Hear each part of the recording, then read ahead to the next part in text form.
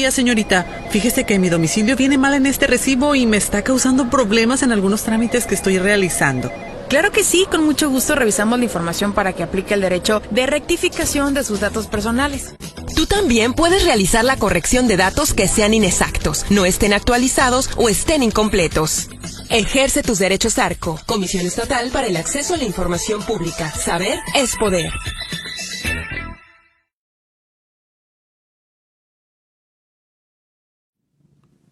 Hola, ¿qué tal amigos y amigas? Los saludo con el gusto de siempre. Hoy quisiera compartir con ustedes una pequeña reflexión. La leyenda del colgado.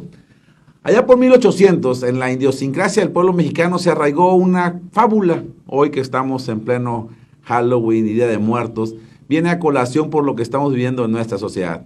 La leyenda del ahorcado. Se decía que una persona fue injustamente ajusticiado, pero que paradójicamente con las mismas sogas que fabricaba. Desde entonces decían que se aparecía para castigar, sí, para castigar y llevarse al otro mundo a quienes maltrataban a la gente, a quien cometía delitos o a quienes se portaban mal en la sociedad de aquel entonces. Esta leyenda, que tenía una implicación moral acerca de la justicia y que es en esta tierra donde se pagan todos nuestros pecados, hoy viene a colación. ¿Por qué? Porque hoy vemos cómo se está descomponiendo cada vez más, si es que se puede, el tema del combate a la corrupción y la procuración de justicia. Sí, tenemos muchos. Tenemos dos casos emblemáticos, precisamente, acontecidos con los presidentes de las ciudades más importantes, de los municipios más pujantes del estado, Culiacán y Mazatlán.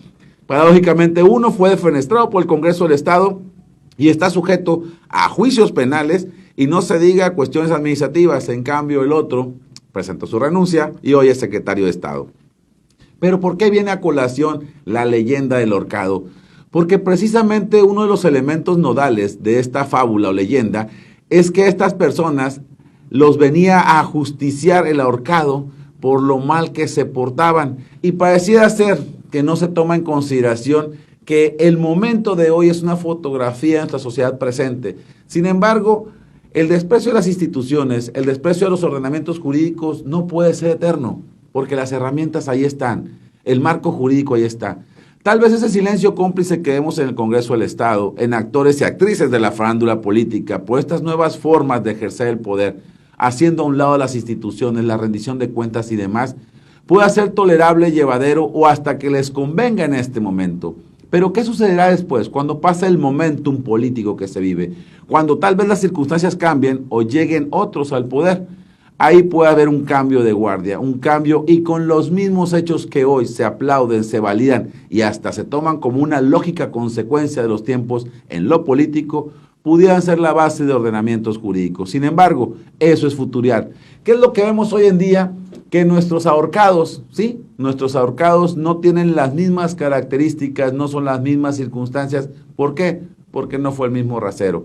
Es preocupante una sociedad que hace a un lado, a través de sus gobiernos, con la mayor complacencia nuestra, todo nuestro ordenamiento jurídico. Déjenme decirles, amigos y amigas, que está comprobado que la legislación mexicana, sí, nuestra sociedad, tiene más leyes que otras que consideramos modernas, como Estados Unidos, Europa y demás. Nada más que hay una pequeña gran diferencia. En estas sociedades han podido evolucionar en todos los estadios, no solamente en la justicia, no solamente en el combate a la corrupción, sino en estándares de bienestar, en las políticas públicas y demás elementos medibles del desarrollo humano a partir de un desarrollo de una cultura jurídica. ¿Qué les quiero decir? A mí como abogado me preocupa que los ordenamientos jurídicos cada vez pesen menos en lo que debería hacer y el deber ser en una sociedad, y se esté privilegiando el trato político, la conveniencia y demás, porque eso no es solamente un aspecto abstracto o firme nada más en la farándula política, no. Es un proceso de descomposición de la sociedad. Y veámoslo ustedes, ¿qué tanta confianza tienen mis amigos y amigas de los medios productivos, pequeños y microempresarios, en los juicios, en los procedimientos de autoridad, en las verificaciones, en las inspecciones? Parece ser que se nos está desbordando también otro aspecto como es la corrupción, una corrupción sistemática ya en todos los ámbitos de gobierno, y parece ser que está alentada por este desprecio a los ordenamientos jurídicos. Si son buenas o malas acciones, el tiempo nos lo dirá. Lo que sí es innegable es que una sociedad que hace de lado lo formal, lo objetivo, está despreciando una forma de vida ordenada, y tal vez estas sean las leyendas del ahorcado. Un ahorcado que todos vimos venir, un ahorcado que todo el mundo sabía que ahí estaba y todo el mundo sabe por qué fue ahorcado. El gran problema sea cuando ese ahorcado venga por nosotros, metafóricamente hablando, y ya lo estamos viviendo. Servicios de salud deficientes, administración pública deficiente, recolección de basura deficiente. Nada más les recuerdo los baches, los problemas de semaforización, de movilidad urbana, de seguridad pública, en fin.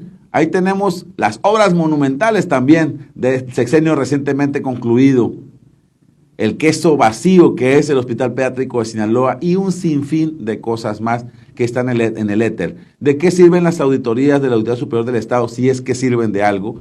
Cuando se quieren hacer, pero sin embargo hay otros elementos, 30 millones de pesos en medicamentos que se caducaron, 130 millones de pesos en desayunos calientes que no se sirvieron durante la pandemia y súmenle ustedes un sinfín de etcéteras.